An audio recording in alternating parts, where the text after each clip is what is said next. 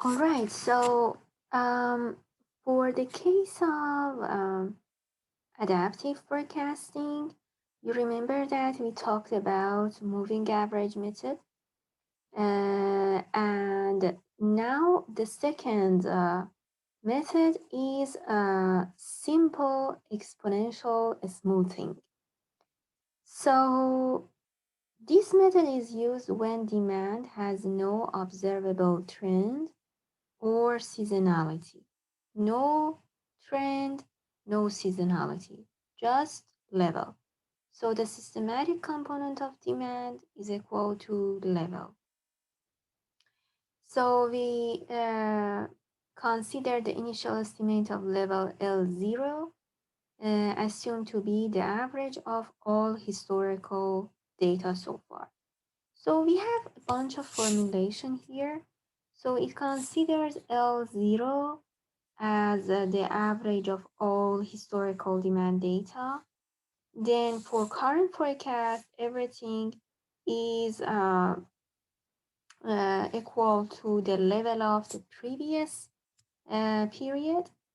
And then the revised forecast using the smoothing constant is equal to, so if you write and expand this formulation, you will get a formulation which is equal to alpha multiply uh, demand of the current um, period plus 1 minus alpha the level of uh, previous period.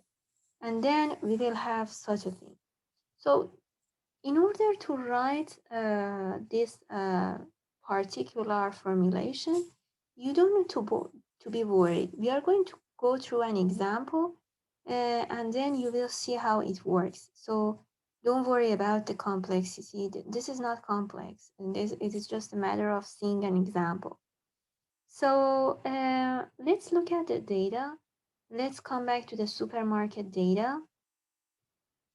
And let me check where I have it here. Okay, so in sheet 3, parenthesis 2, so we have t equal to 1, t equal to 2, t equal to 3, t equal to 4. This is exactly similar to the data that we had for moving average day example. And then the demand are also similar, 120, 127, 114, 122. So the level here, as it said in the problem, L0 is the summation of all historical demand data over the total number of historical demand. Here in this example, we have 1, 2, 3, 4. Okay, so that's why we do the summation divided to 4. So let me check and see how it works. So if you look at here, L0 is uh, the average of all historical demand divided to N. So I calculate L0, and then for other L's, you should go and see how we calculate L. For the current period is alpha historical demand, and in that period plus 1 minus alpha multiply the level at previous period. So in order to calculate L1, it is sufficient to consider alpha. Alpha here is 0.1. Let's assume that the problem defined alpha for you, okay? So then alpha is given. So always consider that alpha is a given number for you, for now at least. Then it is 0.1 multiply what? Multiply uh, D, which is the current D, which is 120, B3, plus 1 minus alpha, 1 minus alpha, where is that?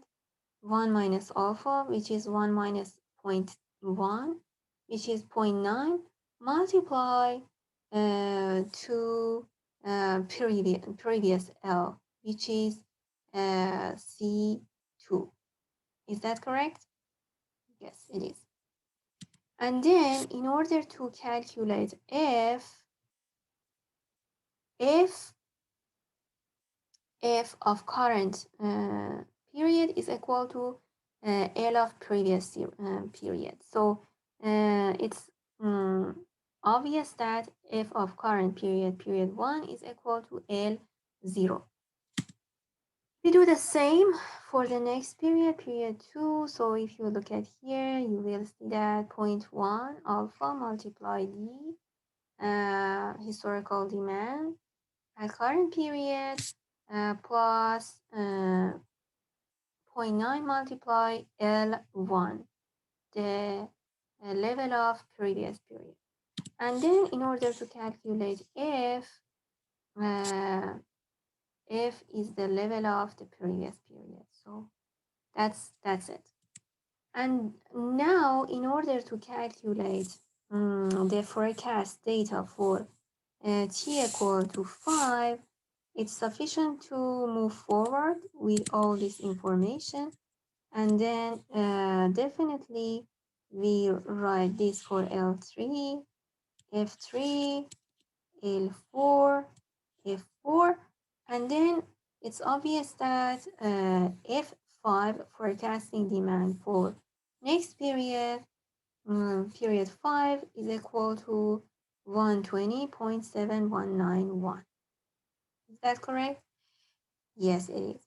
So the point here is that this is the forecasting data for period 5. So from this method, simple exponential smoothing, we got F equal to 120.7191. This is the demand that we forecast for period 5. While for averaging, moving average method, what we got as forecast was something different. Okay, so for moving average, we just do the summation over all D, and then for next period we just calculate everything based on that, and we got 122. So F is equal to L and 122. But based on our calculation, we got, for simple exponential method, we got 120.7191. All right, so we stop here. This is the simple exponential smoothing method. It explained how we calculate, here it shows that how we calculate the method. And then in the next video, we are going to talk about Holt's model that have level and trends. Unlike the methods that we explained, moving average and simple exponential method that only had level, no trend, no seasonality, Holt's model has trend. Okay, so let's watch the next video to see how Holt's model work.